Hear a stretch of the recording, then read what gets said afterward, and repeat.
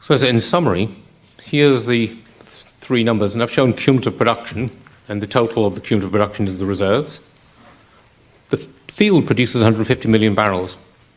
Under tax and royalty, I would have booked 67.5 for this field. Under this particular production sharing arrangement, which again is generic, I booked 19.7. Now, the thing that I would stress on this is, yes, the numbers are very different. I think the numbers are sometimes meaningless without quoting, well, what's the value of the barrels? Okay? The upstream oil sector is still rather obsessed with barrels, okay? Because a lot of people like to use barrels as a surrogate for value. But the more production sharing contracts you work in, it is better to actually look for the underlying NPV, the underlying value of the barrels, rather than just reporting the barrels themselves. Now, one final slide is illustrate this point about value in barrels. Because as an upstream industry, we're still obsessed with barrels.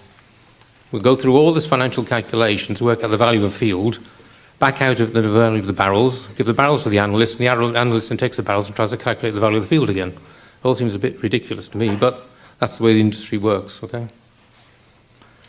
On here I've plotted oil price assumption along the x-axis and reserves that are booked to this company on the y-axis. The horizontal line at the top would be this company gross reserve, 60 million barrels, as I say, which is a fairly meaningless number, but that obviously doesn't change. That's just half of 150, or half of 80% of 150. The blue line, you can see in the center point, my $90 oil case, I'm booking 19.7 million barrels, okay? And the red line is showing me the value of it, the value of that field, which I've calculated through that contract to be $242 million of NPV 10. Okay, so quite a valuable field. As we increase oil price, which is something that catches a lot of people out, because my book barrels go down. But if I decrease the oil price assumption, my barrels go up, okay, which most people find sort of counterintuitive. The reason that does is because, as I remember, I stress cost recovery is linked to a fixed dollar amount of costs. So if I've got a lower oil price, I need to take away and lift more barrels to pay myself $2.5 billion of cost recovery. If the oil price goes up, I need to take less cost oil. Less barrels will equal to $2.5 billion.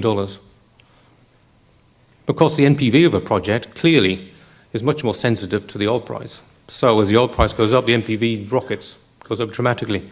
As the NPV goes down, the value of the field will go down. So you have to be very careful when you're using barrels as a surrogate for value in production sharing, because it's not as straightforward as it might look, okay? That's the simple message of that one. Because oil price increases, net reserves decrease. This catches a lot of people out.